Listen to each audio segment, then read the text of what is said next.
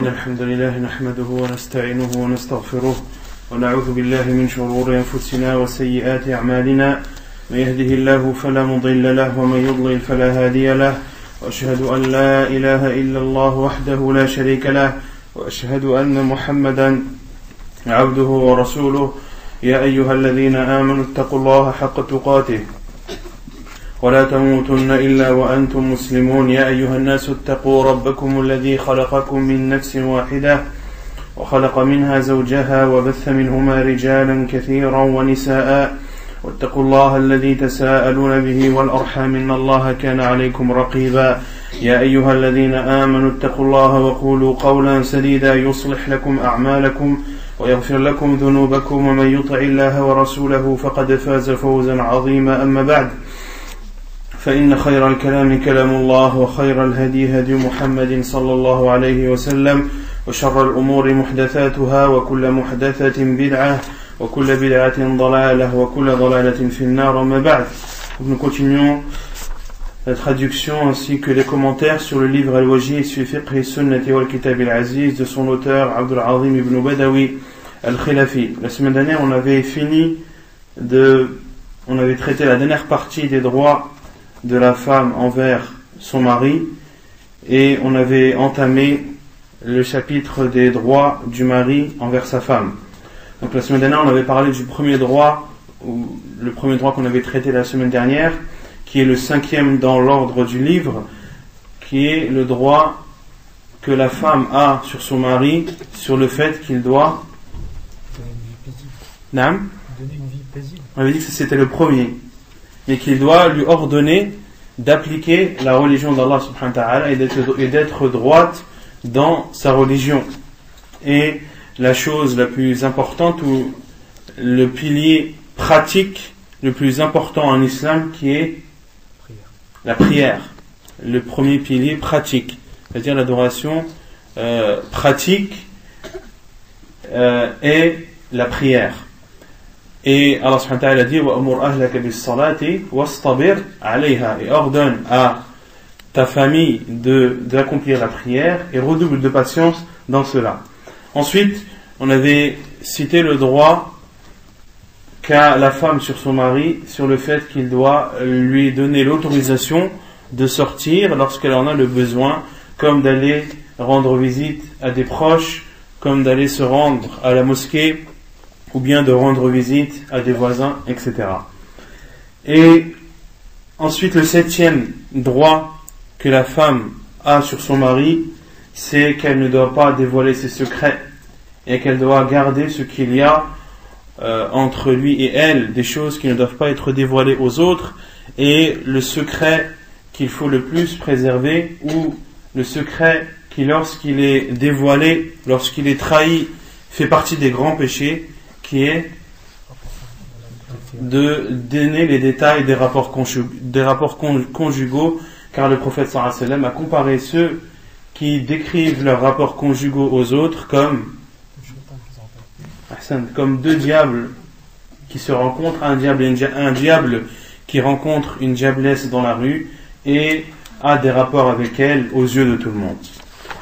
Ensuite, le 8e droit de la femme envers son mari, qui est de se concerter avec elle lorsqu'une décision importante qui la concerne ou qui concerne ses enfants doit être prise.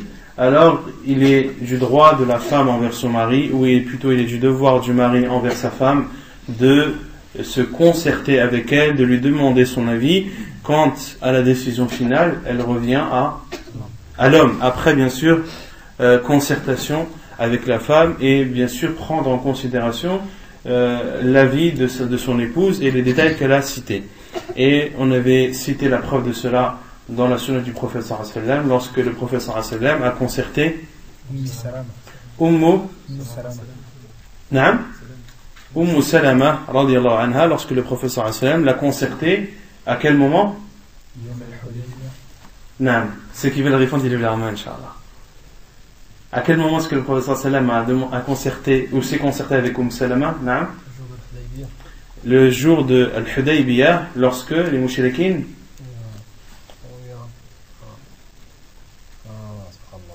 ont empêché aux musulmans d'accomplir la Umrah et d'entrer à la Mecque. Et lorsque le prophète sallam a dit à ses compagnons de raser leur tête et d'égorger leurs bêtes, autrement dit que la Umrah se terminait à Al-Hudaybiyah, qui est, comme on l'avait dit, un endroit proche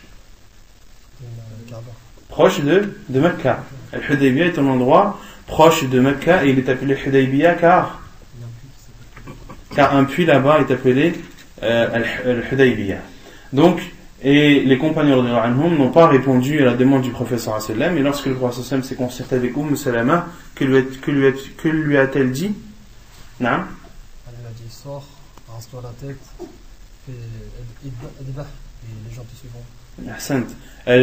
Salama a dit au prophète sallallahu alayhi wa sallam de sortir et de ne parler à personne, et d'égorger sa bête, puis d'appeler son coiffeur pour qu'il le rase. Et le prophète sallallahu alayhi wa sallam a fait ainsi, et les compagnons l'ont suivi par la suite. Ensuite, le 9e droit que la femme a envers son mari, qui est que l'homme doit rentrer après la prière de l'Aïcha chez lui et doit être aux côtés de son épouse. Et est-ce que le simple fait de rentrer chez lui suffit? Non?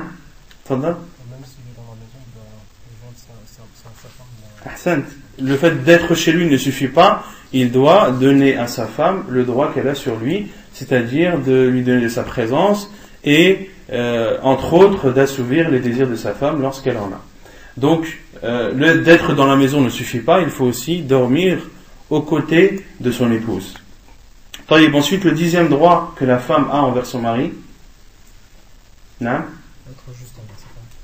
être juste envers ses femmes, si son mari, ou plutôt si cette femme a une coépouse, alors le droit qu'elle a sur son mari, c'est qu'il doit être juste entre elles, dans les choses matérielles, comme on avait vu lorsque on a traité le sujet de la polygamie, que l'homme doit être juste entre ses femmes dans les choses matérielles, à savoir la nourriture, les vêtements et le logement, donc tout ce qui est en rapport avec le matériel. Quant aux sentiments, on avait cité la parole d'Allah subhanahu wa ta'ala lorsqu'il dit وَلَن تَسْتَطِيعُوا أَن تَعْدِلُوا بَيْنَ النِّسَاءِ وَلَوْ حَرَصْتُمْ. Concernant les sentiments, l'être humain ne pourra pas être juste envers ses épouses quant aux sentiments qu'il a envers une plus que vers l'autre, car ce n'est pas une chose qu'il peut contrôler. Ce n'est pas une chose qu'il peut contrôler, et Allah subhanahu wa ta'ala ne prend pas en compte cette divergence ou cette non-équité entre ces femmes concernant les sentiments. Ensuite, on a parlé du chapitre des droits que l'homme a envers son épouse. Autrement dit, des devoirs que la femme a envers son mari. Le premier qui est que son épouse doit obéir, que la femme doit obéir à son mari dans le bien, dans l'obéissance d'Allah subhanahu wa ta'ala. Et les savants disent que l'obéissance de la femme envers son mari est une obéissance, est-ce qu'elle est muqayyada ou est-ce qu'elle est mutlaqa fil ma'ruf? Non. Est-ce que c'est une obéissance totale? Et dans le bien, est-ce que c'est une obéissance totale dans le bien? Non. Si un mari dort aux côtés de son épouse, il lui dit lève-toi et prie 10 rak'at la nuit. Lève-toi, fais tes ablutions et fais 10 rak'at. Est-ce que c'est une obligation pour cette femme de prier ces 10 rak'at? Non. Les savants disent qu'elle doit faire ces 10 rak'at et que ces 10 rak'at deviennent obligatoires pour elle, car il lui est obligatoire d'obéir à son mari dans al-ma'ruf, dans le bien. Tant que son mari ne lui demande pas de désobéir à Allah subhanahu wa ta'ala, elle doit lui obéir et elle doit l'écouter. Donc les 10 rak'at ou la prière nocturne alaykoum salam n'est pas une obligation, c'est une prière surérogatoire, mais si l'homme le demande à son épouse, alors ces 10 rak'at deviennent obligatoires pour elle. Et le prophète sallallahu alayhi wa sallam a annoncé aux femmes une bonne nouvelle, une nouvelle qu'il n'a pas annoncée aux hommes. Le professeur Hassan a dit, lorsque la femme prie ses 5 prières, jeûne son mois du Ramadan, préserve ses parties génitales et obéit à son mari, alors il lui sera dit, entre au paradis par la porte que tu désireras. Et la femme, lorsqu'elle obéit à son mari, elle obéit avant tout à Allah subhanahu wa ta'ala et à son envoyé sallallahu alayhi wa sallam. Et si elle désobéit à son mari, elle a désobéi à Allah et à son envoyé sallallahu alayhi wa sallam. Non. Si elle ne lui obéit pas, elle a un ithme. Bien sûr, si elle ne lui obéit pas dans cela, elle a fait un péché.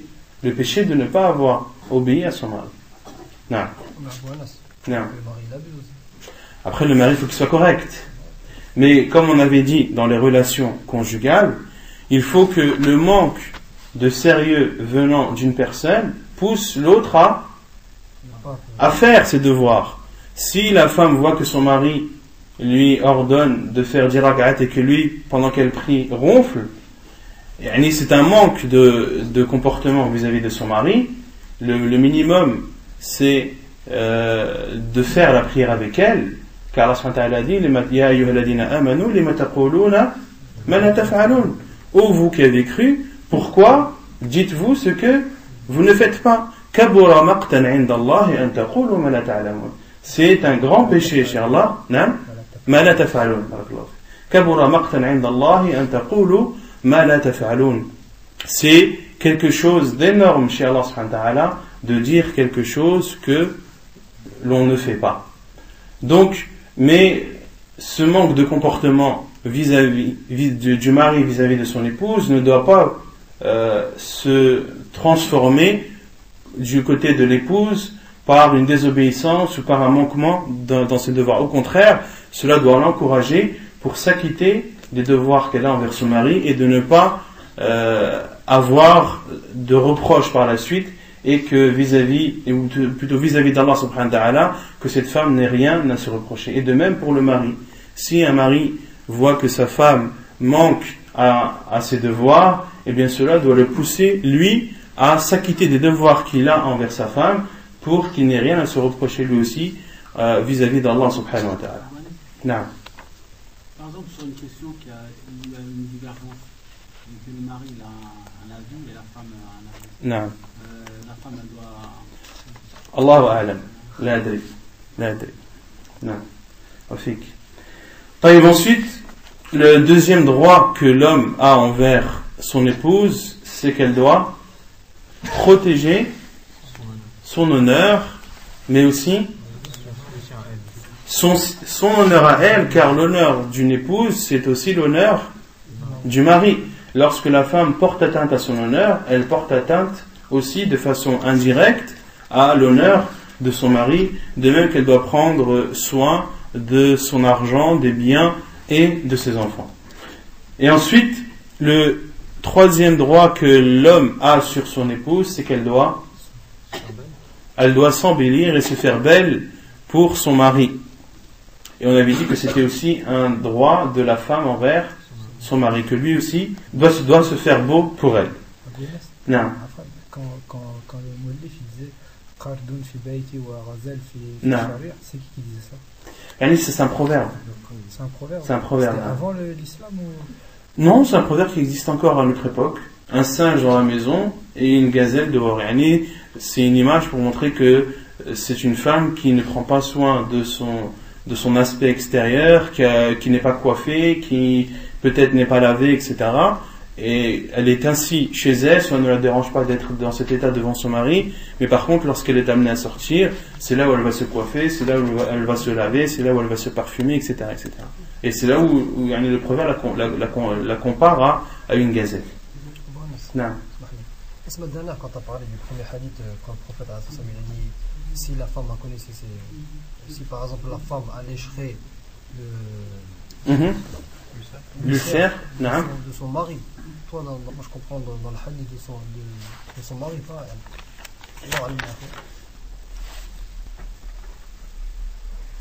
زوجته أن لو كانت به قرحة. صح, t'as raison. Je me suis trompé la semaine dernière.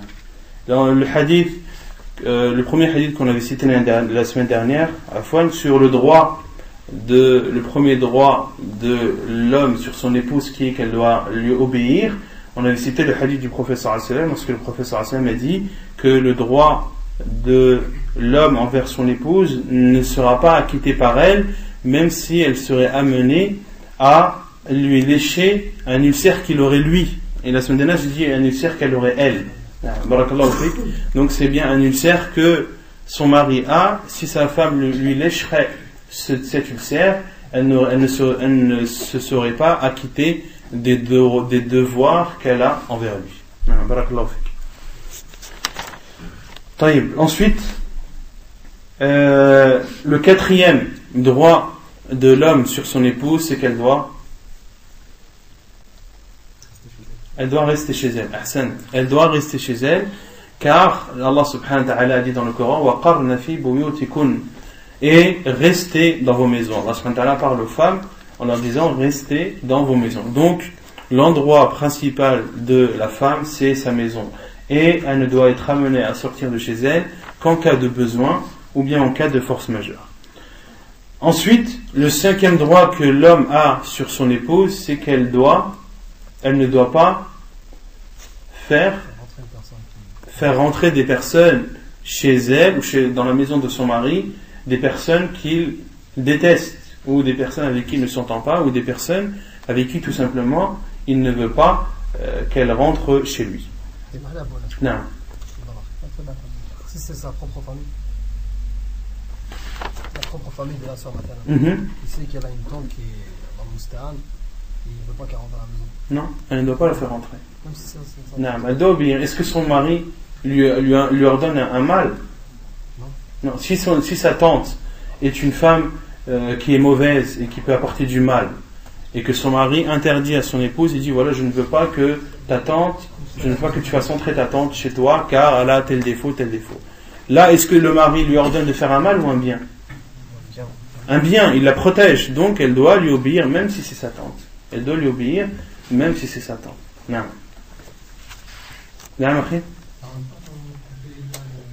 Non, c'est pas couper les liens. Le fait de ne pas faire rentrer sa tante chez soi, ce n'est pas considéré comme faire couper les liens. Rien ne t'empêche de toi d'aller la voir chez elle. Non. Non. Sur le fait que la femme, ça c'était juste pour dire, parce que j'avais oublié, sur le fait que l'homme, il doit rentrer après l'Isha. Non. Et parce que tu avais dit dans un cours précédemment, tu avais ramené le hadith où le prophète il a dit qu'Ana yakrahu al-kalam ba'da al-Isha. Et moi j'avais été le voir parce que vu que je travaille après l'Isha, je travaillais en tout cas après l'Isha, et j'avais été voir l'explication de Charles Al-Taymin parce qu'il était dans Riyad al-Salihin. Il a expliqué Riyad al-Salihin, j'avais été voir l'explication, il disait que si un musulman il parle après l'Isha mais il dit quelque chose de bien, concernant la parole après l'Isha, on avait dit, quand on avait expliqué ce hadith, que des paroles de science, des paroles bénéfiques, de temps en temps étaient autorisées après l'Isha. Et parmi les droits que la femme a sur son mari, c'est qu'il doit rentrer après l'Isha. C'est-à-dire que ça doit être une habitude pour lui de rentrer après l'Isha. Non, il ne doit pas rentrer, il ne doit pas tarder tout le temps. Et son habitude, la chose qu'il doit faire le plus souvent, c'est de rentrer après l'Isha. Et si un jour ou l'autre, il est amené à rester un peu plus tard, car il y a des paroles bénéfiques, ou il a des questions à poser, etc., il n'y a pas de mal à cela. Et on avait cité ça aussi la semaine dernière, c'est que s'il fait cela de façon abondante et fréquente, sa femme pourrait avoir des doutes sur lui. Et il faut lui épargner toutes ces choses-là. Donc ensuite, le sixième droit que la femme a envers son mari, c'est qu'elle doit préserver les biens et l'argent de son mari, et qu'elle ne doit donner en aumône de l'argent de son mari qu'après qu'elle l'ait consulté et qu'il ait donné l'autorisation. Et plus encore, même ses propres biens elle, la femme doit demander la permission à son mari avant de donner en aumône son propre argent. Ensuite, le septième droit que l'homme a envers son épouse, c'est que la femme doit demander à son mari l'autorisation de jeûner lorsqu'il est présent, lorsqu'il est à la maison. et qu'elle désire faire un jeûne surérogatoire, elle doit demander la permission à son mari de pouvoir jeûner. Ensuite, le 8e droit que la femme a envers que le mari a envers son épouse, c'est qu'elle ne doit pas faire ce qu'on a appelé al-man. Allah subhanahu wa ta'ala dit Ya ayyuhalladhina amanu la tubtilu sadaqatikum bil manni wal adha. Elle ne doit pas faire al-man, c'est-à-dire de rappeler les bienfaits qu'elle aurait fait, de rappeler à son mari que tel et tel jour elle a acheté telle chose, ou que tel et tel jour elle a donné telle somme d'argent, ou que tel ou tel jour elle a fait une chose qui font partie des droits de l'homme et qu'elle a fait de sa propre initiative. Lorsqu'elle l'a fait de sa propre initiative, elle ne doit pas rappeler ces choses à son mari, car cela fait partie de al-man, et al-man a pour conséquence qu'Allah subhanahu wa ta'ala élimine toutes les récompenses. Toutes les récompenses sont éliminées lorsque la personne est amenée à rappeler un bien qu'elle aurait fait. Ensuite, on avait parlé aussi du 9e, donc il y avait une erreur de numérotation. Donc le 10e point est en vérité le 9e.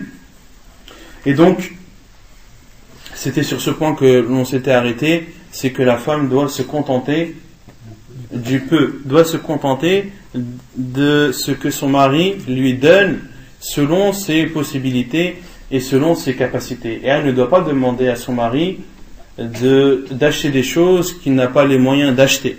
Et Allah subhanahu wa ta'ala a dit dans le Coran que celui qui a une richesse, alors qu'il dépense de sa richesse, celui à qui Allah subhanahu wa ta'ala a donné de l'aisance dans ses revenus, alors qu'il dépense de sa richesse. Mais quant à celui qui n'a pas les possibilités, eh bien qu'il donne ce qu'il peut, car Allah subhanahu wa ta'ala n'impose pas à une âme une chose supérieure à sa capacité. عاشرا يقول المؤلف عاشرا ومن حق الزوج على زوجته أن تحسن القيام على تربية أولادها منه في صبر فلا تغضب على أولادها أمامه ولا تدعو عليهم ولا تسبهم فإن ذلك قد يؤذيه والرسول صلى الله عليه وسلم يقول لا تؤذي امرأة زوجها في الدنيا إلا قالت زوجته من الحور العين لا تؤذيه قاتلك الله فإنما هو دخيل عندك يوشك أن يفارقك إلينا حديث رواه الترمذي.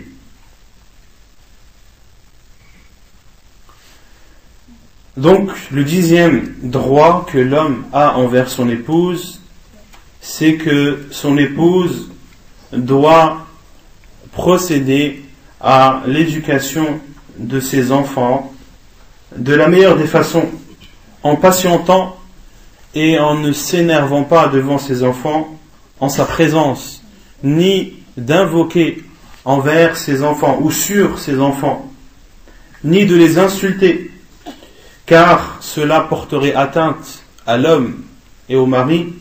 Et le prophète sallallahu alayhi wa sallam a dit qu'une femme, ou lorsqu'une femme porte atteinte à son mari,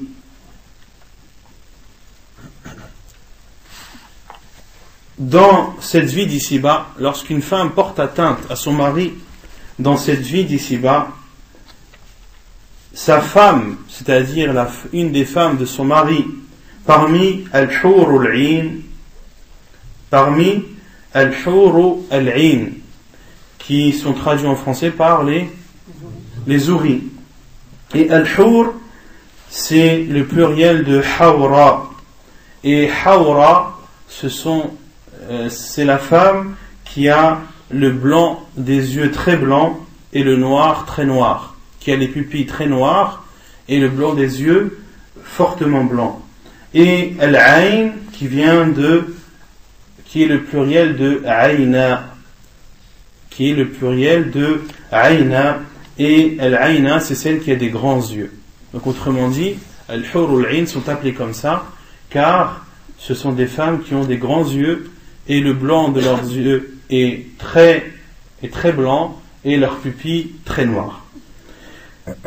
Donc, lorsqu'une femme porte atteinte à son mari dans cette vie d'ici-bas, une de ces femmes parmi les hurul ayn dit La tu'dhihi qatalakillah, ne lui porte pas atteinte, qu'Allah te tue.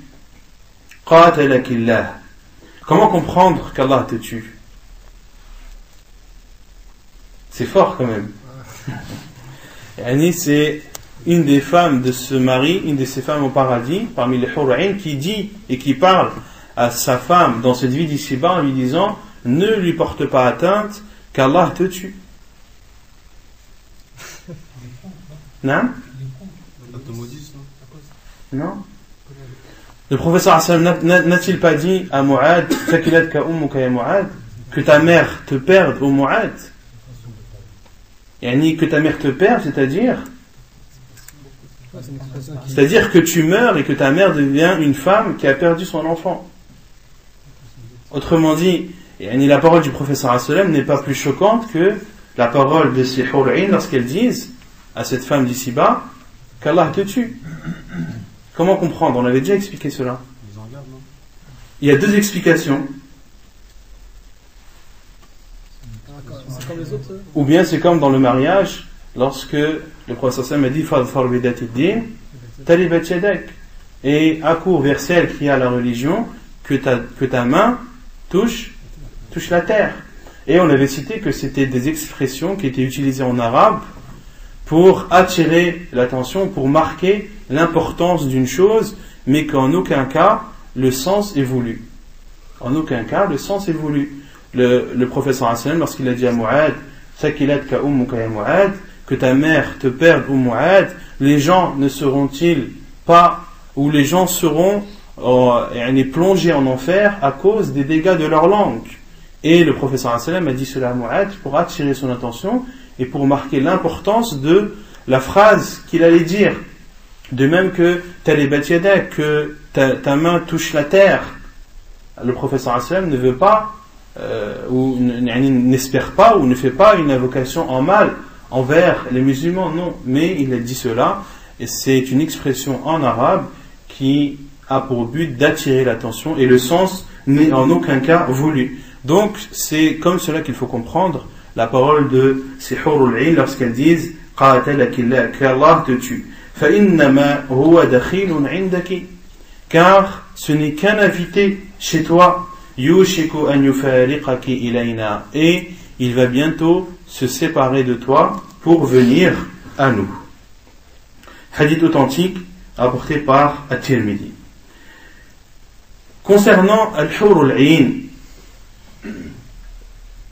les savants disent, beaucoup de questions sont posées à ce sujet sur les femmes du paradis. Qu'un homme aura au paradis al-hurul ayn. Mais qu'en est-il du statut de la femme croyante au paradis? Qui est meilleur? Est-ce que la femme pieuse qui accédera au paradis, la femme qui était pieuse dans cette vie d'ici-bas et qui accédera au paradis, sera-t-elle meilleure que al-hurul ayn, ou bien al-hurul ayn sera meilleure que cette femme? Non? La femme pieuse. Comme le dit Cheikh Ibn Uthaymin rahimahullah, que la femme pieuse a un degré élevé chez Allah subhanahu wa ta'ala lorsqu'elle entrera au paradis, un degré plus élevé que celui de al-hurul ayn. Et est-ce que l'homme sera avec sa femme au paradis, avec sa femme qu'il avait eue dans cette vie d'ici-bas? Naam, quelle est la preuve? Question toute simple. Quelle est la preuve que tu seras avec ton épouse au paradis? Naam? Chaque personne sera avec celui qu'il aime au paradis. Naam, t'as ce hadith qui est général, où le prophète sallallahu alayhi wa sallam a dit Al-mar'u ma'a man ahab, que la personne sera avec celui qui l'aura aimé dans cette vie d'ici-bas. Et après le prophète sallallahu alayhi wa sallam a dit Falyanzur ahadukum man yukhalil, donc que l'un d'entre vous regarde et fasse attention avec qui il noue un lien d'amitié. Mais il y a une parole d'Allah subhanahu wa ta'ala lorsqu'Allah azza wa jal parle de l'invocation des anges envers les gens du paradis, où Allah subhanahu wa ta'ala dit, en parlant des anges, lorsque les anges disent l'invocation, Rabbana wa adkhilhum jannatu adnin, ensuite allati wa'adtahum wa man salaha min abaihim wa azwajihim wa dhurriyyatihim. Allah subhanahu wa ta'ala rapporte l'invocation des anges envers les gens qui entrent au paradis lorsqu'ils disent: Oh Allah, fais-les entrer dans le paradis de Adn que tu leur as promis, ainsi que ceux qui ont été vertueux parmi leurs pères, leurs épouses et leurs progénitures et leurs enfants. Il y a aussi un autre verset où Allah subhanahu wa ta'ala dit: وَالَّذِينَ آمَنُوا وَاتَّبَعَتْهُمْ ذُرِّيَّتُهُمْ بِإِيمَانٍ ألحقنا بهم ذريتهم وما ألتنا عليهم. Donc Allah subhanahu wa ta'ala a dit: وَالَّذِينَ آمَنُوا, et ceux qui ont cru, وَاتَّبَعَتْهُمْ ذُرِّيَّتُهُمْ بِإِيمَانٍ, et ceux qui les auront suivis parmi leur progéniture, qui l'auront suivi dans la foi, ألحقنا بهم ذريتهم, nous les rassemblerons avec leur progéniture. Donc ce sont deux versets où Allah subhanahu wa ta'ala cite de façon claire que le mari sera avec son épouse et que ta femme te rejoindra au paradis bi'idnillahi tabaraka wa ta'ala. Et aussi, parmi une autre preuve dans la sunna du prophète sallallahu alayhi wa sallam, lorsque l'invocation que l'on dit dans la prière funéraire, lorsque l'on prie sur une femme ou un homme, wa abdilhu daran khayran min dari wa ahlan khayran min ahli wa zawjan khayran min zawji, et change-lui une maison au paradis par une maison au paradis qui sera meilleure que sa maison dans cette vie d'ici-bas, et par une famille au paradis qui sera meilleure que sa famille d'ici-bas, et par une femme qui sera meilleure que sa femme d'ici-bas. Et de même pour le mari, lorsque l'on prie sur une femme, de dire: wa abdilha zawjan khayran min zawjiha, et change-la ou accorde-lui un mari meilleur que son mari dans cette vie d'ici-bas. Et les savants ont dit que cette invocation envers la femme doit être comprise en disant: Oh Allah, accorde-lui un mari qui aura des qualités, et accorde-lui le même mari qui aura des qualités meilleures que celles qu'il avait dans cette vie d'ici-bas. Accorde-lui un mari qui aura encore plus de qualités et qui aura un comportement encore plus louable que que les comportements et les qualités qu'il avait dans cette vie d'ici-bas. طيب, le 11e, Hadi Ashar. Non. C'est-à-dire, il va lui donner un autre mari. Non, il va lui donner un mari qui sera encore plus pieux, qui sera encore plus doux, qui sera encore plus gentil, qui aura des qualités, qui aura plus de qualités que celles qu'il avait déjà dans cette vie d'ici-bas. C'est une autre personne. Non, c'est la même personne, mais qui sera meilleure. Ah, ok. فهمت؟ وأبدلها زوجا خيرا من زوجه، يعني وأبدلها زوجا له صفات وأخلاق أحسن، يعني وأكمل من الأخلاق التي كانت له في الدنيا. لكن مثلا la femme qui est au paradis, Inch'Allah, elle aura le droit d'avoir plusieurs hommes. Non. ولكم فيها ما تشتهي أنفسكم. Ouais. ولكم فيها ما تشتهي أنفسكم. Ça fait partie de l'umur al-ghaib. يعني les savants, lorsque la question leur est posée que les hommes auront des femmes au paradis, est-ce qu'il en est de même pour que les hommes auront plusieurs femmes au paradis? Est-ce qu'il en est de même pour les femmes? Auront-elles beaucoup d'hommes au paradis? Et à la base, c'est une question qui ne doit pas être posée. Pourquoi? Car il n'y a pas de nosos dans cela. Il n'y a pas de texte bien précis concernant la femme. Aura-t-elle un mari ou plusieurs? Et cette question ne doit pas être posée, car un musulman doit se soumettre et doit accepter et doit faire confiance à Allah subhanahu wa ta'ala et doit croire, car de croire en Allah subhanahu wa ta'ala, c'est de croire en tout ce qu'il a rapporté comme information et de croire que la promesse d'Allah subhanahu wa ta'ala est vérité et sera tenue. Et de croire en ce prophète sallallahu alayhi wa sallam, c'est de croire en tout ce qu'il a informé comme chose passée ou bien comme chose future.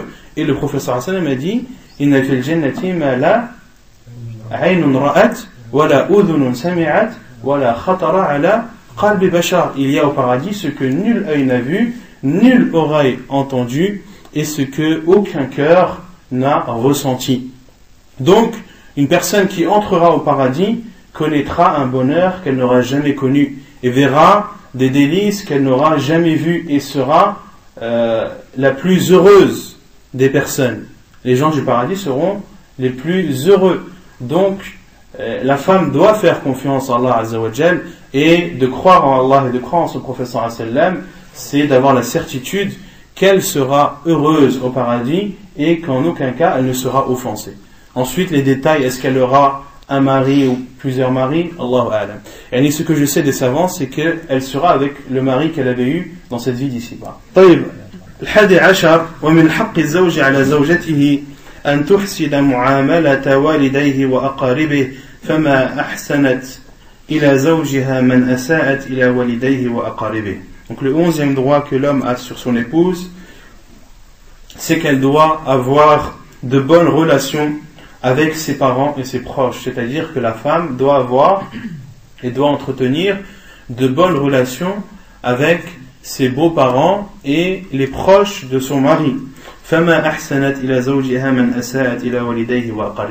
Et celle qui a de mauvaises relations ou un mauvais comportement envers les proches de son mari et ses beaux-parents, eh bien elle ne se sera pas bien comportée envers son mari, car un manque de comportement envers les proches de son mari relève d'un manque de comportement envers son mari. Ce droit, il est aussi dans le sens contraire. Bien sûr. Sauf qu'il n'a pas cité. Non, il n'a pas cité. Mais le mari doit aussi bien se comporter avec les proches de son épouse. طيب ثاني عشر ومن حق الزوج على زوجته أن لا تمنع منه نفسها متى طلبها لقوله صلى الله عليه وسلم إذا دعا الرجل امرأته إلى فراشه فلم تأته فبات غضبان عليها لعنتها الملائكة حتى تصبح. حديث متفق عليه. وقال صلى الله عليه وسلم إذا دعا الرجل زوجته لحاجته فلتأته وإن كانت على التنور. حديث صحيح رواه الترمذي. Donc le 12e droit que l'homme a envers son mari, c'est qu'elle ne doit pas se refuser à lui lorsqu'il la demande. Car le prophète sallallahu alayhi wa sallam a dit, lorsqu'un homme fait des avances à sa femme et l'appelle pour avoir des relations intimes et qu'elle ne vient pas et ne répond pas à son appel et qu'il dort et qu'il s'endort ou termine la nuit en étant en colère contre elle, alors les anges la maudissent et ceci jusqu'au matin. Hadith authentique rapporté par Al-Bukhari Muslim.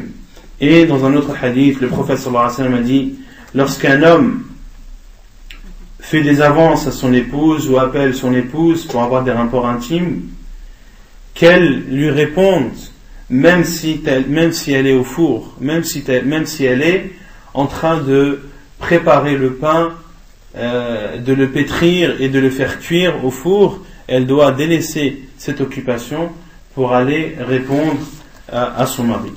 Hadith authentique rapporté par At-Tirmidhi. ثالث عشر ومن حق الزوج على زوجته أن تكتم سره وسر بيته ولا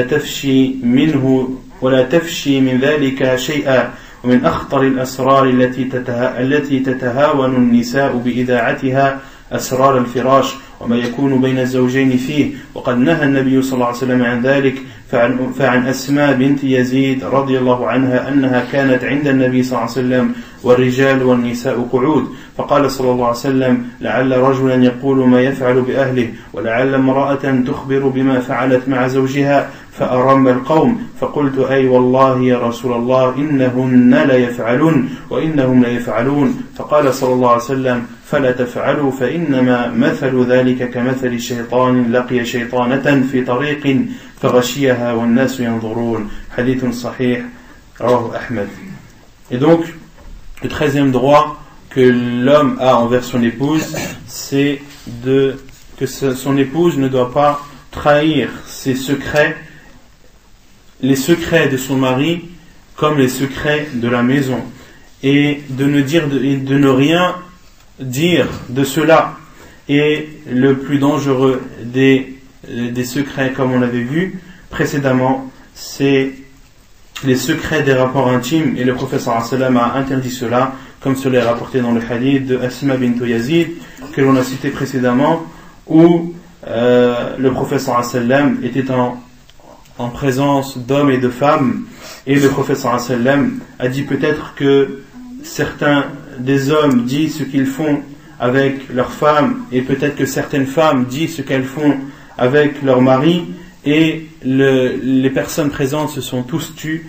Et Asma bint Yazid radhiyallahu anha a dit: oh oui, envoyé d'Allah, elles disent ce qu'elles font et ils disent ce qu'ils font. Et le prophète sallallahu alayhi wa sallam leur a dit: ne faites pas, car celui qui fait cela est comparable à un diable qui rencontre une diablesse en pleine rue et qui a des rapports avec elle aux yeux des gens.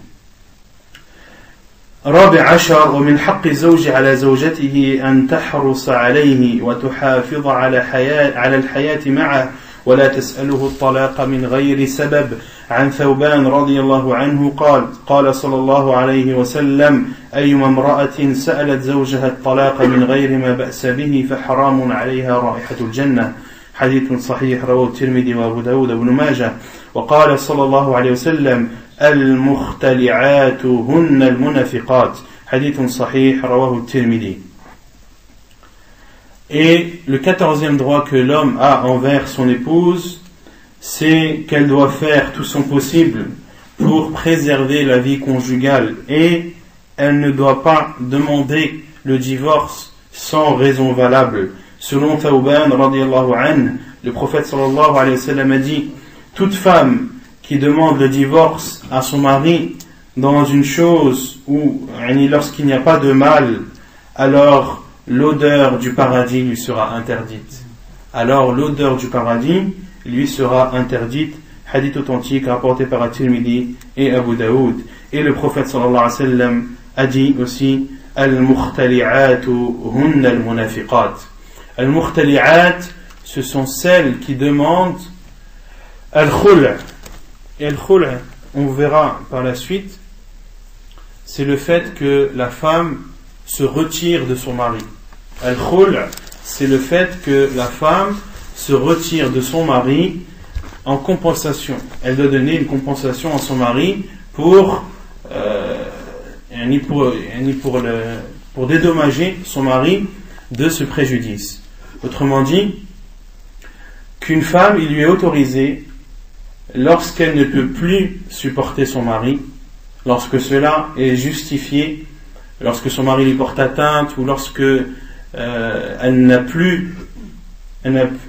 peut plus le supporter, ou supporter de vivre à ses côtés, il lui est autorisé de faire ce que les savants appellent al-khul'. Al-khul', c'est-à-dire qu'elle se retire, qui vient du terme khala'a, comme lorsque l'on dit khala'a thawb, il a enlevé son vêtement. Et cela est appelé al-khul' car la femme est considérée comme étant un vêtement pour le mari, comme le mari est considéré comme étant un vêtement pour la femme. Hunna libasun lakum wa antum libasun lahun, comme a dit Allah subhanahu wa ta'ala, elles sont un vêtement pour vous et vous êtes un vêtement pour elles. Donc dans ce cas, il est autorisé à la femme de demander de se retirer de son mari. Et cela n'est pas considéré comme un divorce. Al-Khul' n'est pas considéré comme un divorce, et la femme doit donner une compensation à son mari. Soit elle lui rend la dot, ou il est autorisé de donner plus que la dot. Et si la femme n'a pas les moyens de payer, il est autorisé à son tuteur de payer pour elle, comme il est autorisé à un étranger de payer aussi pour elle, à condition qu'il n'y a pas dans cela de complot. À condition qu'il n'y a pas dans cela de complot. Que cet homme ne donne pas cet argent pour que cette femme elle se libère de son mari et qu'elle puisse se marier par la suite avec elle. Dans ce cas, il est interdit à la femme de procéder ou que cet homme paye à sa place. Donc, et le prophète sallallahu alayhi wa sallam a dit Al-Mukhtali'at hunna al-munafiqat. Celles qui demandent al-khul', ce sont elles les hypocrites. Et ici, il faut comprendre celles qui demandent al-khul' sans justification, sans raison valable, sans qu'elle n'ait de choses à reprocher à son mari. Dans ce cas, elles font partie, comme a dit le professeur sallam, hunna al-munafiqat. Ce sont elles les hypocrites. Et al-khul', il y a des jugements qui sont très spéciaux. On les verra, Inch'Allah, lors du chapitre de al-khul'. Parmi ces jugements spéciaux, c'est que al-idda n'est que de une haïda. Al-idda n'est que de une menstrue, et cela permet d'être certain que la femme n'est pas enceinte. Et parmi les spécificités de l'khul' également, c'est qu'il n'y a pas de raja'a dans le khul'. Et pendant cette période, l'homme ne peut plus récupérer sa femme, il doit refaire un nouvel acte de mariage. Contrairement à celle qui est divorcée, contrairement au divorce, pendant la période de idda, l'homme peut récupérer sa femme à tout moment sans faire un nouveau contrat de mariage. Concernant al-khul', non. Lorsque la femme demande al-khul', eh bien, de suite, elle est interdite à son mari. Et s'il veut la récupérer, il doit se remarier avec elle. Et comme on a dit, al-khul' n'est pas considéré par la plupart des savants comme étant une talqa. Ce n'est pas considéré comme étant un divorce. D'accord? Donc celui qui a, ou plutôt une femme qui a demandé al-khul' à son mari après qu'il ait divorcé 2 fois, est-ce qu'il aura le droit de se marier avec elle? Non. Oui, car al-khul' n'est pas considéré comme une talqa. Donc ici le professeur Sam a dit وَالْمُخْتَلِعَاتُ هُنَّ الْمُنَافِقَاتِ. ثم يقول المؤلف هذه أيتها المسلمة حقوق زوجك عليك فعليك أن تجتهدي في القيام بها حق القيام وأن تغضي الطرف عن تقصير زوجك في حقك فإنه بذلك تدوم المودة والرحمة وتصلح البيوت ويصلح المجتمع بصلاحها. Et donc l'auteur dit, voici, chère sœur musulmane, les droits de ton mari sur toi. Tu dois faire des efforts et ton possible pour t'acquitter de tes devoirs envers ton mari et de savoir fermer les yeux sur certains manquements qui pourraient émaner de ton mari, car c'est en faisant ce genre de comportement, en sachant fermer les yeux, que la miséricorde et l'affection perdurent dans le couple, et c'est comme cela que les maisons deviennent pieuses et que par la suite la société devient pieuse également. وعلى الأمهات أن يعلمن أن من الواجب عليهن أن يبصرن بناتهن بحقوق أزواجهن وأن تذكر كل أم بنتها بهذه الحقوق قبل زفافها سنة نساء السلف رضي الله عنهن فقد خطب عمرو بن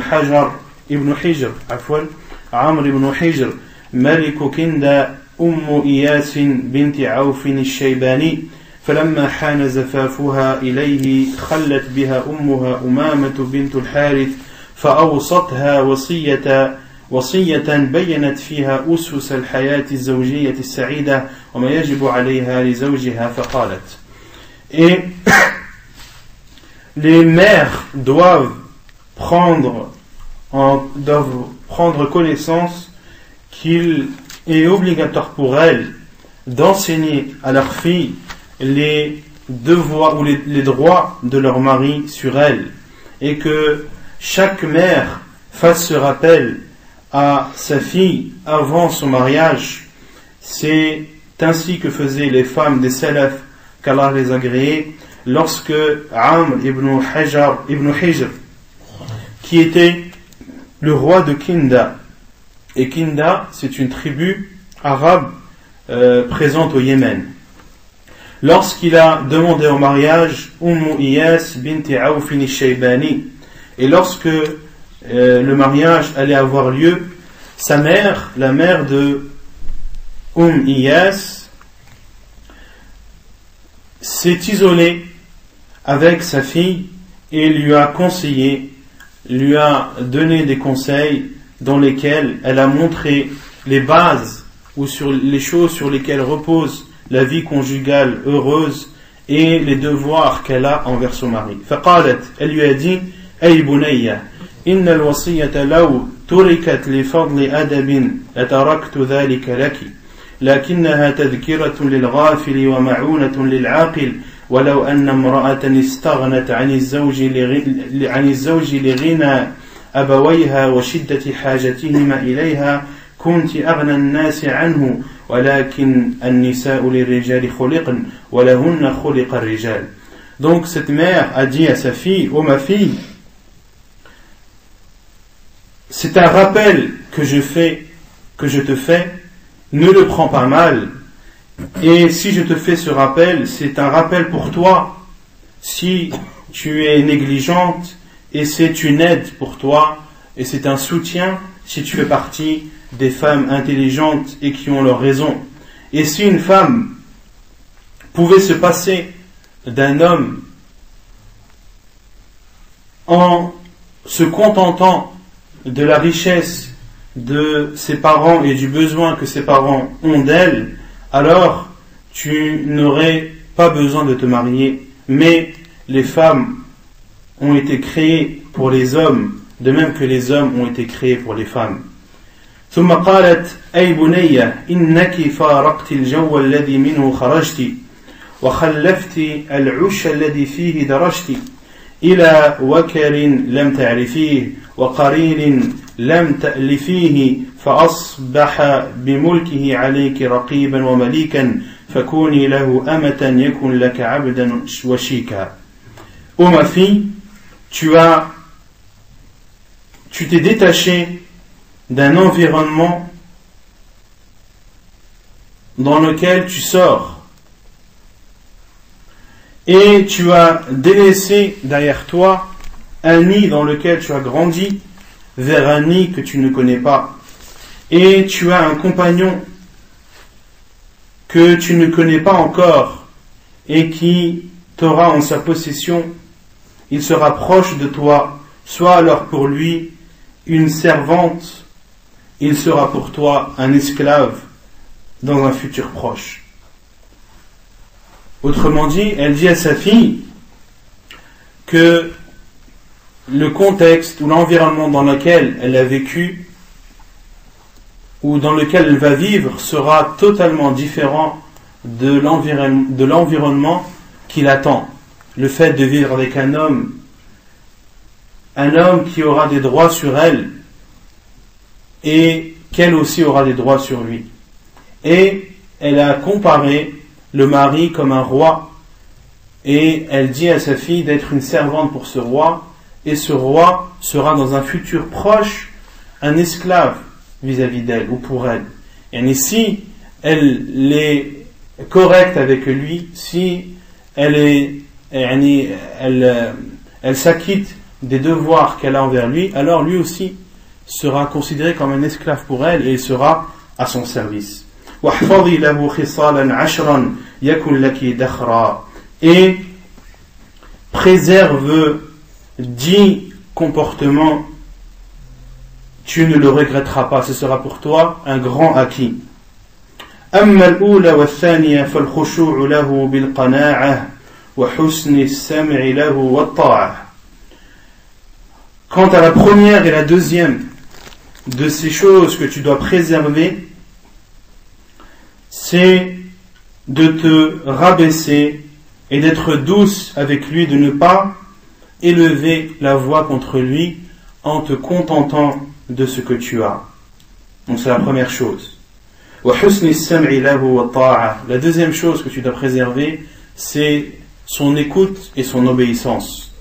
وأما الثالثة والرابعة فالتفقد لمواضع عينيه وأنفه فلا تقع عينه منك على قبيح ولا يشم منك إلا أطيب ريح. Et la troisième et quatrième chose que tu dois préserver, c'est que tu dois surveiller ce qu'il voit et ce qu'il sent, et que ses yeux ne voient pas des choses blâmables, et que ses narines ne sentent pas de toi une odeur nauséabonde. Et quant à la cinquième et sixième chose que tu dois préserver, c'est d'être vigilante sur le moment où il dort et le moment où il mange. فإن تواتر الجوع ملهبة وتنغيص النوم مغضبة. Car tu dois, la cinquième et sixième chose que tu dois préserver, c'est de surveiller, comme je l'ai dit, ou d'être attentive au moment où il dort et au moment où il mange, car la faim apporte des flammes, et le manque de sommeil rend nerveux. Autrement dit, choisis les moments où tu parles avec ton mari, ne dis pas des choses importantes ou ne le sollicite pas lorsque la faim le gagne, de même que lorsque la fatigue l'emporte. Car dans ces deux, lorsque l'homme ou le mari est dans cet état de faim et de fatigue, il est amené à être nerveux et peut avoir un mauvais comportement. وأما السابعة والثامنة فالاحتراس بماله والإرعاء على حشمه وعياله وملاك الأمر في المال حسن التقدير وفي العيال حسن التدبير. Et la septième et huitième chose que tu dois préserver, c'est de prendre soin et de garder son argent, de même de bien se comporter ala hashamihi ay ala ahlihi, de bien se comporter avec sa famille, et de bien se comporter ou de préserver son argent, c'est-à-dire de l'utiliser à juste mesure, et de bien se comporter avec sa famille, c'est de leur donner l'importance qu'ils ont.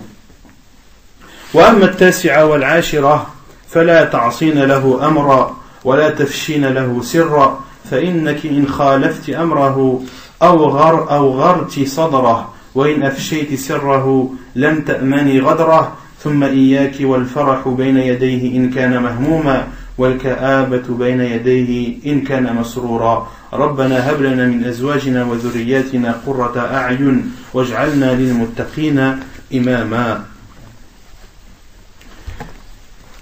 Et donc, la neuvième et dixième chose que tu dois préserver et dans laquelle tu dois faire attention, c'est de ne pas lui désobéir lorsqu'il t'ordonne et de ne pas dévoiler des secrets. Car si tu désobéis à son commandement, tu rétréciras sa poitrine. Et si tu dévoiles un secret, alors tu ne seras pas à l'abri de sa trahison. Et prends garde à ne pas montrer ta joie lorsqu'il est malheureux et de ne pas montrer ton mécontentement lorsqu'il est heureux. Puis l'auteur a cité une invocation lorsqu'il dit « Oh Allah, donne ou fais que nos femmes et nos enfants soient la prunelle de nos yeux et fassent que les pieux soient pour nous des exemples et des guides. » C'est clair? Non. طيب. الخلافات الزوجية. Ensuite l'auteur après avoir cité les droits et les devoirs de l'homme et de la femme, parle maintenant des divergences conjugales et dit: الخلافات الزوجية لا تكاد أسرة تسلم من المشاكل والخلافات، ولكن الأسر تتفاوت في حجم مشاكلها ونوع خلافاتها، وقد حث الإسلام الزوجين على معالجة مشاكلهما والقضاء عليهما فيما بينهما، وأرشد كلا منهما إلى طرق العلاج التي يستخدمها مع صاحبه، كما حثهما على المبادرة إلى العلاج حين تظهر بوادر الخلاف وأعراضه. قال تعالى: واللاتي تخافون نشوزهن فعظوهن واهجروهن في المضاجع واضربوهن. وقال تعالى: وإن امرأة خافت من بعلها نشوزا أو إعراضا فلا جناح عليهما أن يصلحا بينهما صلحا والصلح خير. Donc l'auteur dit, et il est rare de trouver des familles qui sont exemptes de problèmes conjugaux et de divergences. Mais les familles se différencient dans l'ampleur que prend ces problèmes et ces divergences. Et l'islam encourage les époux à trouver des solutions à leurs problèmes et à mettre un terme aux divergences qu'il y a entre eux. Et l'islam appelle chacun des époux à trouver une solution, à emprunter le chemin de la guérison ou de la solution de la négociation qui doit être entreprise vis-à-vis de l'autre. De même que l'islam nous encourage à s'empresser à trouver une solution aux problèmes et aux divergences au moment où cela commence, dès le début, car Allah Azza wa Jalla a dit: وَاللَّاتِي تَخَافُونَ نُشُوزَهُنَّ, et celles dont vous avez peur. An-nushuz, on avait dit que c'était le fait que la femme s'élève et s'ostente ou s'enorgueille devant son mari. Allah subhanahu wa ta'ala dit: وَاللَّاتِي تَخَافُونَ نُشُوزَهُنَّ. Allah subhanahu wa ta'ala dit: et celles dont vous avez peur qu'elles s'élèvent contre vous. Allah subhanahu wa ta'ala n'a pas dit: et celles qui s'élèvent. Il a dit: et celles dont vous avez peur qu'elles s'élèvent. C'est-à-dire, lorsque vous voyez des signes, lorsque vous voyez des comportements qui pourraient amener votre femme à s'élever contre vous, ou à ne plus vous écouter, ou à être désobéissante, ou à désobéir à Allah subhanahu wa ta'ala, alors faites les étapes que Allah subhanahu wa ta'ala a dit. Et de même qu'Allah subhanahu wa ta'ala a parlé à la femme en disant: وَإِنِ امْرَأَةٌ خَافَتْ مِنْ بَعْلِهَا نُشُوزًا أَوْ إِعْرَاضًا فَلَا جُنَاحَ عَلَيْهِمَا أَنْ يُصْلِحَ بَيْنَهُمَا صُلْحًا وَالصُّلْحُ خَيْرٌ. Et si une femme craint de son mari un abandon ou une indifférence, si elle craint que son mari se dévie de la vérité et manque à ses devoirs, alors Allah subhanahu wa ta'ala dit: فَلَا جُنَاحَ عَلَيْهِمَا أَنْ يُصْلِحَ بَيْنَهُمَا صُلْحًا. Il n'y a alors pas de mal à ce que les deux se réconcilient en essayant de trouver un compromis. Et Allah subhanahu wa ta'ala dit: وَالصُّلْحُ خَيْرٌ, et la réconciliation est meilleure. Donc la femme doit entreprendre la voie de la négociation et de trouver une solution lorsqu'elle a peur que son mari soit indifférent vis-à-vis d'elle ou qu'il dévie du droit chemin. Lorsqu'elle sent des comportements bizarres, c'est à ce moment-là qu'elle doit réagir et essayer de trouver une solution. Et non pas lorsque les problèmes ou lorsque les divergences atteignent des proportions graves. Ensuite, l'auteur a cité une longue citation tirée du livre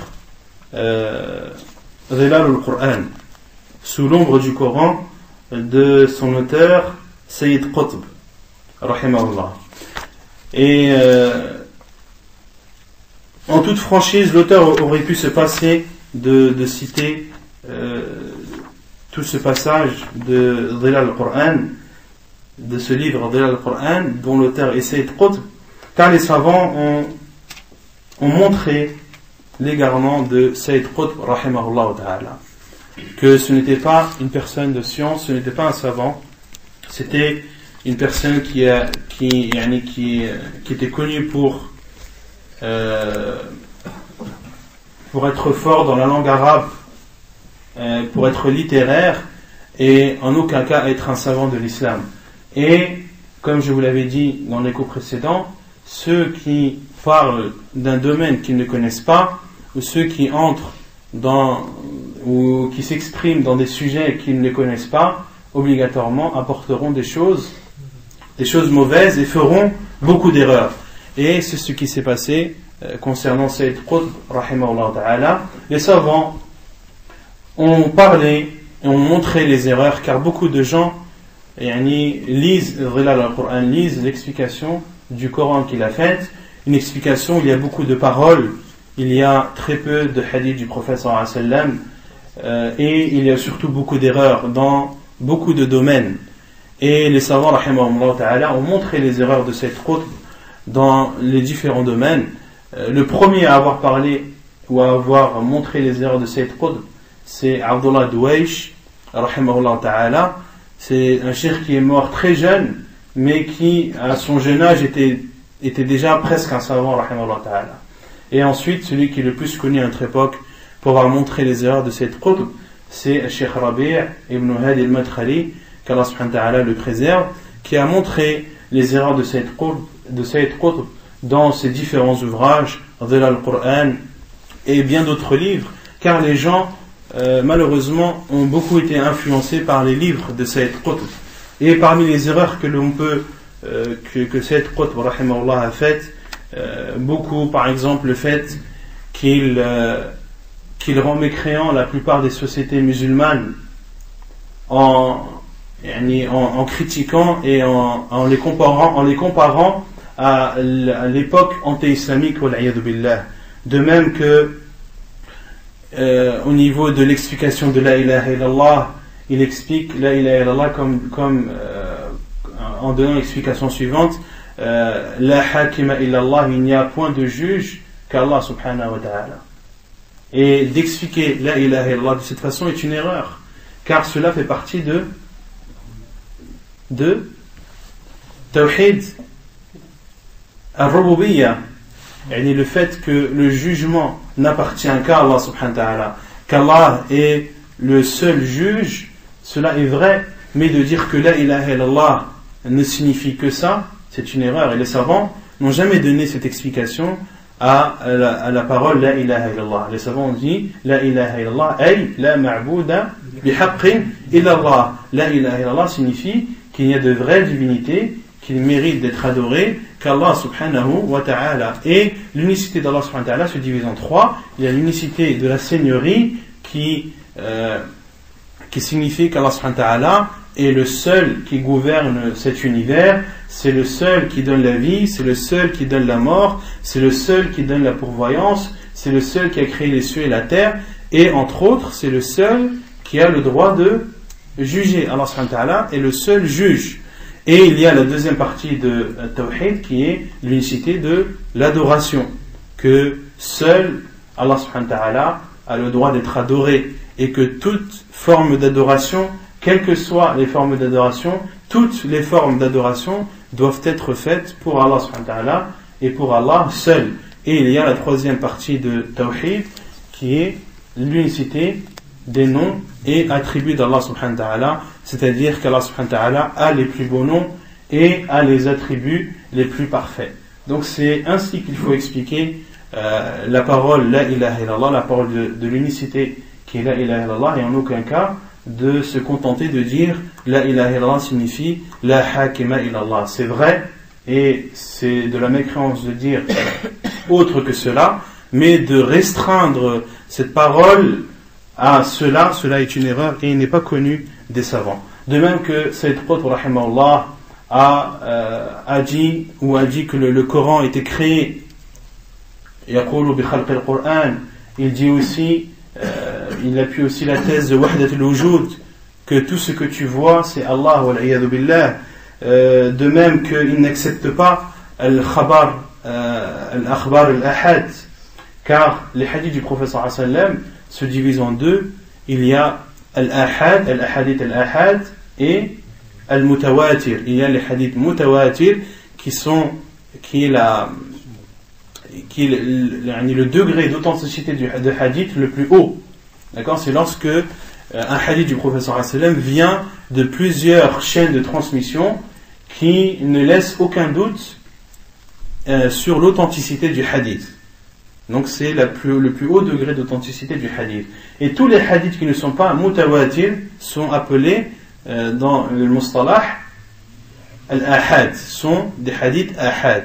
Et certains n'acceptent dans la aqidah que les hadiths mutawatir, que les hadiths qui ont atteint le plus haut degré d'authenticité, et disent que dans la aqidah, dans les choses de la croyance, on ne doit prendre que du Coran ou que des hadiths mutawatir. Tout ce qui n'est pas hadith mutawatir, on ne doit pas le prendre en considération. Et cela est faux.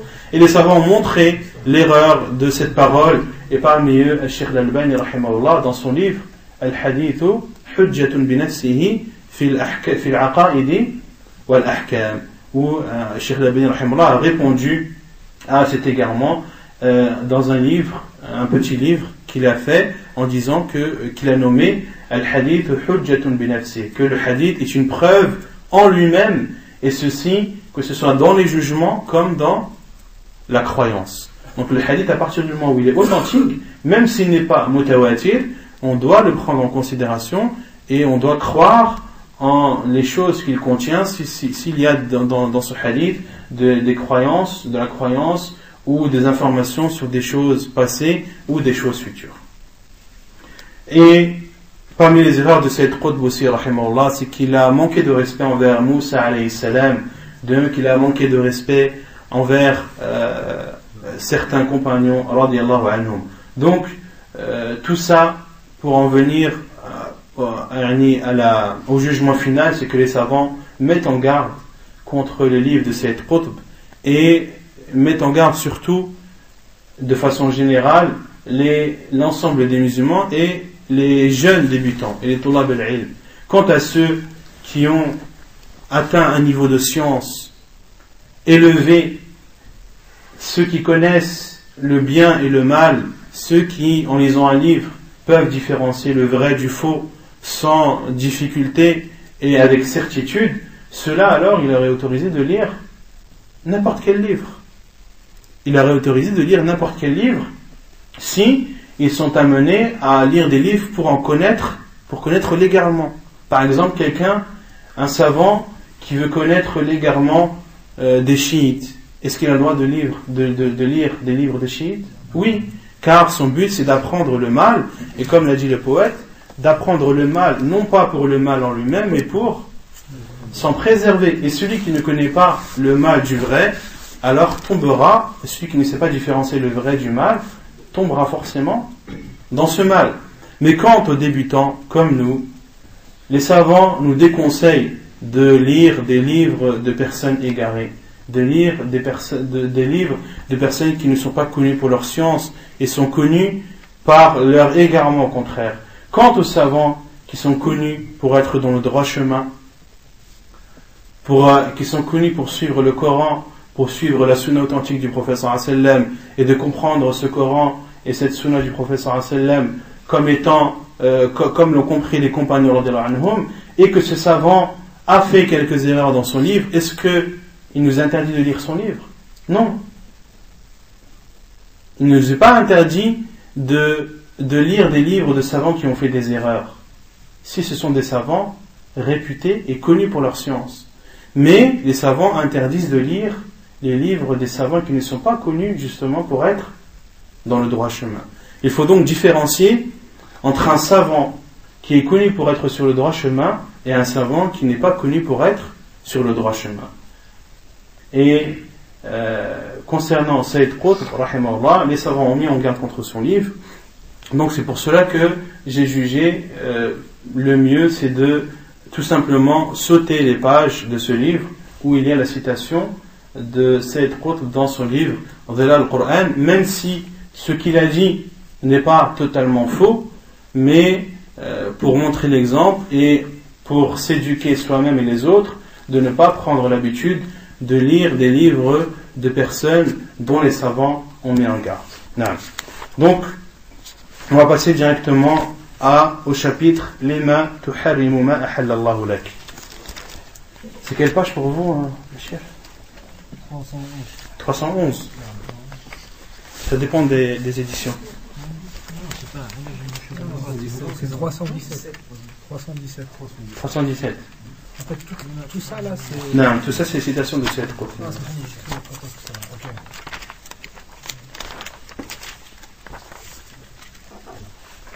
C'est bon? Lima tuharrimu ma ahallallahu lak? Non. Ça fait علاج النشوز المرأة c'est de. Non, non.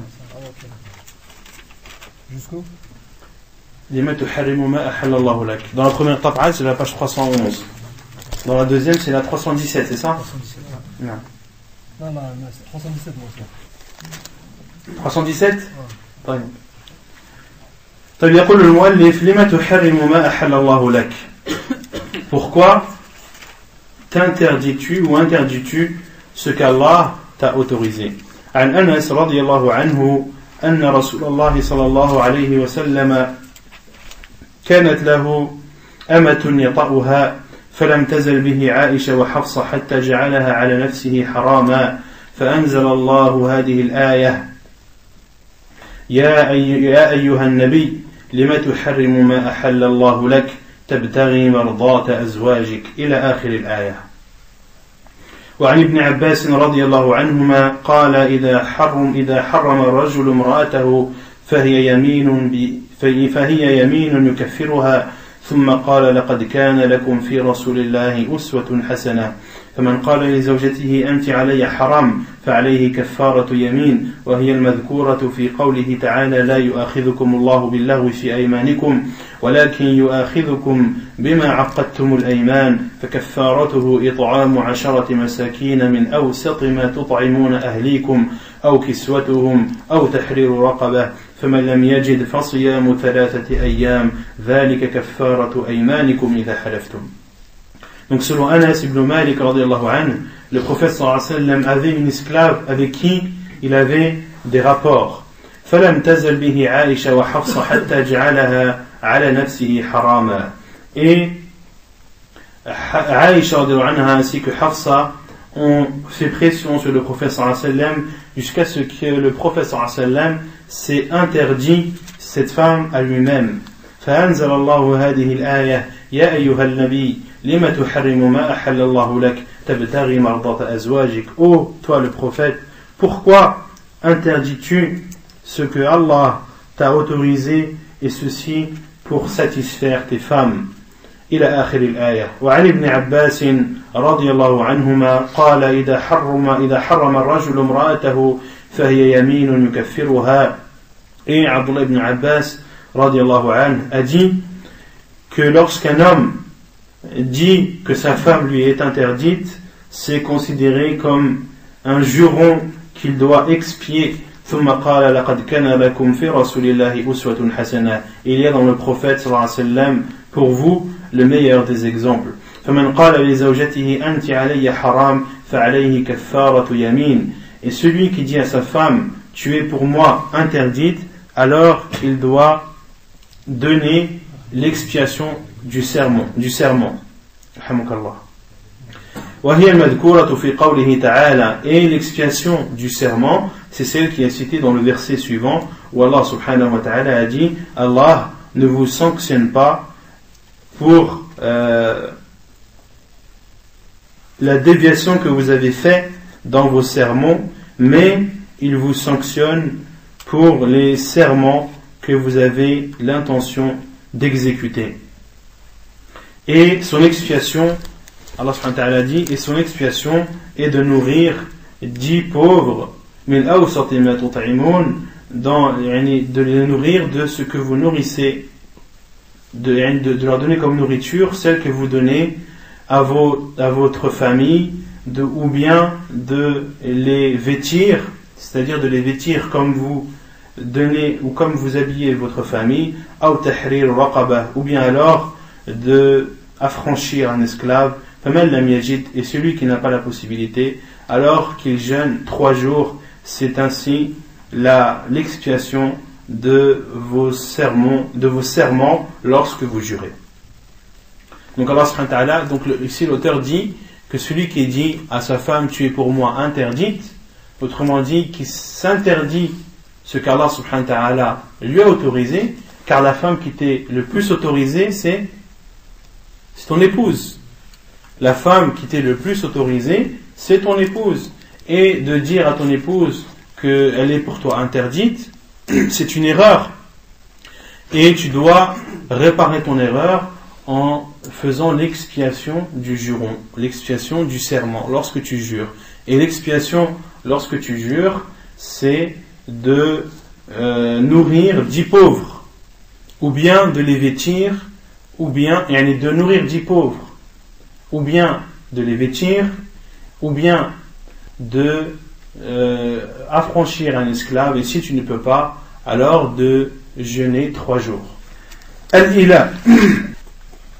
الإيلاء وإذا حلف الرجل أن لا يطأ زوجته مدة دون 4 أشهر فالأولى أن يكفر عن يمينه ويطأها لقوله صلى الله عليه وسلم من حلف على يمين فرأى غيرها خيرا منها فليأتي الذي هو خير وليكفر عن يمينه. الإيلاء qui signifie en arabe le serment ou le fait de jurer. Et dans la religion, en islam, al-ila signifie le fait qu'un homme qui a la possibilité d'avoir des rapports avec sa femme jure par Allah qu'il ne va pas avoir de rapport dans une durée qui est supérieure à 4 mois. Donc l'auteur dit, et lorsqu'un homme jure qu'il ne va pas avoir de rapport avec son épouse dans une période inférieure à 4 mois, alors le mieux pour lui c'est de faire l'expiation de son juron et d'avoir des rapports avec son épouse, car le prophète sallallahu alayhi wa sallam a dit Man halafa ala yaminin fara'a ghayraha khayra minha falyati alladhi huwa khayr wa yukaffir an yaminihi. Celui qui jure, qui a fait un juron celui qui a juré de faire quelque chose, puis par la suite il lui apparaît qu'il y a une chose encore meilleure, alors qu'il fasse l'expiation de son juron. Voilà, si il fasse l'expiation avant d'avoir des rapports, ou bien il peut faire après. Avant d'avoir. Il doit faire l'expiation avant d'avoir le rapport. On va citer la preuve Inch'Allah par la suite. فإن لم يكفر فعليها الصبر حتى ينقضي الأجل الذي سماه. فقد آل رسول الله صلى الله عليه وسلم من نسائه وكانت انفكت رجله فأقام في مشربة له 29 ثم نزل فقالوا يا رسول الله آليت شهرا فقال الشهر 29. حديث صحيح رواه البخاري والنسائي والترمذي. Ici,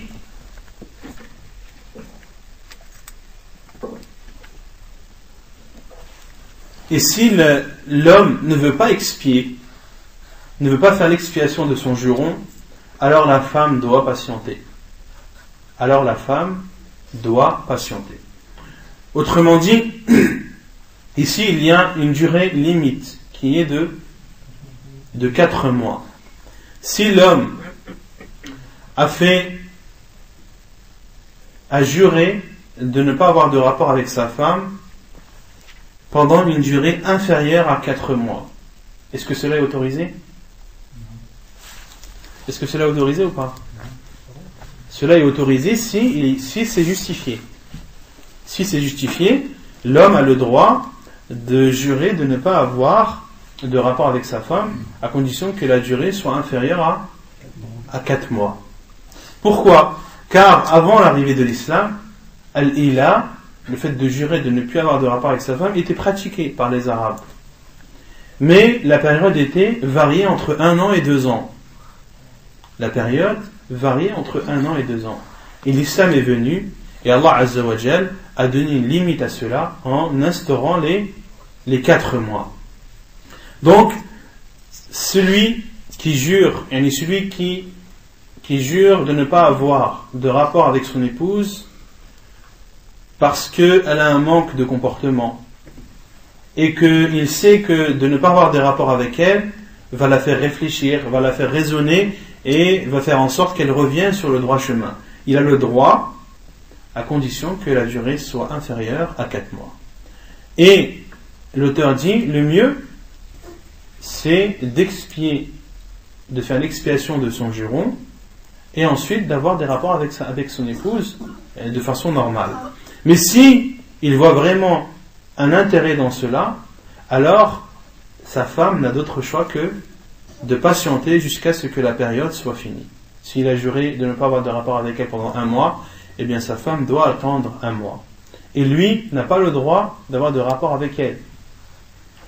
Il n'a pas le droit d'avoir de rapport avec elle avant soit que la durée soit écoulée ou bien qu'il ait expié son juron. Et l'auteur dit فَقَدْ آلَ رَسُولُ اللَّهِ صَلَّى اللَّهُ عَلَيْهِ وَسَلَّمَ مِنْ نِسَائِهِ. Et le prophète sallallahu alayhi wa sallam a fait al-ila envers ses épouses. وَكَانَتْ انْفَكَّتْ رِجْلُهُ. Et à cette époque, le prophète sallallahu alayhi wa sallam avait une blessure à son pied. فَأَقَامَ فِي مَشْرَبَةٍ لَهُ 29. Et le prophète sallallahu alayhi wa sallam est resté dans une pièce, al-mashrabah al-bayt, et al-mashrabah c'est une pièce qui est élevée, qui est dans des étages élevés. Et le prophète sallallahu alayhi wa sallam est resté 29 jours dans cette pièce et s'est isolé de ses épouses. Thumma nazal, et après le 29e jour, le prophète sallallahu alayhi wa sallam est descendu. Faqalu ya Rasulallah alayta shahra. Et ces femmes ont dit, ô envoyé d'Allah, mais tu as fait al-ila de 1 mois, tu as juré de ne pas avoir de rapport avec tes épouses pendant 1 mois, et toi tu es descendu au bout du 29e jour. Et le prophète sallallahu alayhi wa sallam a dit ash-shahru tis'un wa 'ishrun, le mois est de 29 jours. C'est-à-dire qu'à cette époque, ce mois-ci où le prophète sallallahu alayhi wa sallam a fait l'ila, c'était un mois de 29 jours, car les mois sont soit de 29 ou soit de 30 jours. Taïb. Donc dans ce hadith, le prophète sallallahu alayhi wa sallam a fait l'ila. Et pourquoi est-ce que le prophète sallallahu alayhi wa sallam a fait l'ila? Car certaines de ces femmes lui avaient demandé un nafaqa, lui avaient demandé des subsistances au-dessus de sa capacité. Et le prophète sallallahu alayhi wa sallam n'a pas apprécié cela et a juré de ne pas avoir de rapport avec ses épouses pendant 1 mois pour les éduquer. Et dans le hadith, il est cité que le prophète sallallahu alayhi wa sallam avait une blessure à son pied, et cette blessure c'était suite à la chute du prophète sallallahu alayhi wa sallam qu'il a fait de son cheval. Le prophète sallallahu alayhi wa sallam avait fait une chute de son cheval, et à la suite de cette chute, il était blessé à son pied, et le prophète sallallahu alayhi wa sallam a prié assis. Et c'est dans ce contexte-là que le hadith rapporté par Muslim, lorsque les compagnons radhiyallahu anhum ont prié derrière le prophète sallallahu alayhi wa sallam, debout alors que lui était assis, et le prophète sallallahu alayhi wa sallam leur a fait un signe de s'asseoir. Le prophète sallallahu alayhi wa sallam leur a fait un signe de s'asseoir. C'était pendant cette période de l'ila, lorsque le prophète sallallahu alayhi wa sallam avait sa blessure au pied. Et donc le prophète sallallahu alayhi wa sallam s'est isolé pendant 29 jours, et pendant 1 mois qui avait une durée de 29 jours, et une fois cette période terminée, le prophète sallallahu alayhi wa sallam est redescendu et a continué sa vie de façon normale. Puis l'auteur dit وَأَمَّا إِذَا حَلَفَ أَنْ لَا يَطَأَهَا أَبَدًا أَوْ مُدَّةً تَزِيدُ عَلَى 4 أشهر فإن كفر وعاد إلى وطئها وإلا انتظر به حتى تمضي 4 أشهر ثم طالبته بوطئها أو طلاقها لقوله تعالى الذين يؤلون من نسائهم تربص 4 أشهر فإن فاءوا فإن الله غفور رحيم فإن عزموا الطلاق فإن الله سميع عليم. Et lorsque il a juré de ne plus jamais avoir de rapport avec elle, ou bien de ne pas avoir de rapport avec elle pendant une durée supérieure à 4 mois, alors soit il fait al-kafara, c'est-à-dire soit il fait l'expiation et a des rapports avec son épouse, ou bien alors elle doit attendre 4 mois, et au bout des 4 mois sa femme doit lui demander soit d'avoir des rapports avec elle, ou soit alors de la divorcer. لقوله تعالى, et la preuve c'est la parole d'Allah subhanahu wa ta'ala lorsqu'il dit: pour ceux qui font le serment de se priver de leur femme, il y a un délai d'attente de 4 mois. Et s'ils reviennent, c'est-à-dire de leur serment, celui-ci sera annulé, car Allah est pardonneur et miséricordieux. Mais s'ils se décident au divorce, alors celui-ci prend acte, et Allah subhanahu wa ta'ala est certes celui qui entend tout et celui qui sait tout. Donc, lorsque l'homme jure de ne plus avoir de rapport avec son épouse, ou jure de ne pas avoir de rapport avec son épouse pendant une durée au-dessus de 4 mois, supérieure à 4 mois, la femme doit patienter 4 mois. Et au bout des 4 mois, elle lui donne le choix, soit d'avoir des rapports avec elle, ou soit de la divorcer. Comme Allah subhanahu wa ta'ala dit, فَإِمْسَاكُمْ بِمَعْرُوفٍ أَوْ تَسْرِيحٌ بِإِحْسَانٍ. Soit l'homme la garde dans le bien, ou soit alors il libère son chemin. Et Allah Azza wa Jalla a légiféré cela pour le bien de la femme, pour préserver les droits de la femme, et que la femme ce n'est pas un objet que l'on garde comme ça à sa guise. Et elle a des droits, elle a un honneur, soit tu as des rapports avec elle de façon normale après les 4 mois, ou soit alors tu la divorces. Et si l'homme refuse de divorcer, alors c'est au juge de proclamer le divorce. Alors c'est au juge musulman de proclamer le divorce, même si l'homme ne veut pas. Même si l'homme ne veut pas. Non.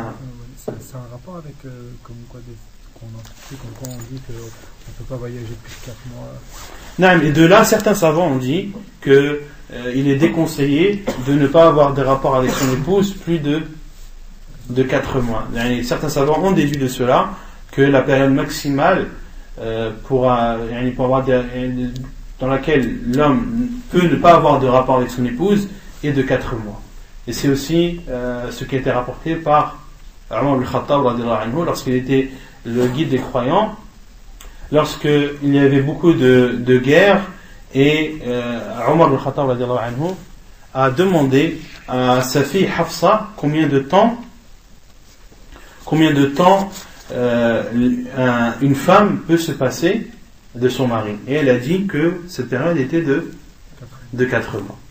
Donc, si l'homme refuse, après les 4 mois, d'avoir des rapports avec sa femme, et refuse aussi de divorcer, alors c'est au juge musulman de proclamer le divorce et de dire: je proclame que un tel n'est plus le mari d'un tel, que le mariage est rompu suite au refus de cet homme d'avoir des rapports ou de divorcer de sa femme.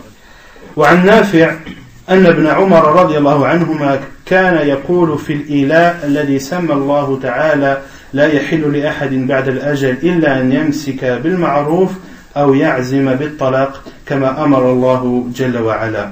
Et selon Nafi', il rapporte que Ibn Umar, qu'est-ce que j'ai dit? كما أمر الله عز وجل. نعم. وعن نافع, et selon Nafi', il rapporte que Ibn Umar رضي الله عنه disait dans Al-Ila qu'Allah subhanahu wa ta'ala, alladhi samma Allah ta'ala, celui qui a juré par Allah de ne plus avoir de rapport avec son épouse, il dit: il n'appartient ou il n'est autorisé à personne après la période qu'il a juré, soit il ne lui appartient que de garder son épouse, c'est-à-dire d'avoir des rapports avec elle, ou bien alors de la divorcer, comme Allah Azza wa Jal l'a ordonné dans Surat Al-Baqarah, dans le verset 226 de Surat Al-Baqarah que l'on a récité précédemment. On aktafi bihada al-qadr. Subhanak Allahumma bihamdik. Ashhadu an la ilaha illa ant. Astaghfiruka wa atubu ilayk.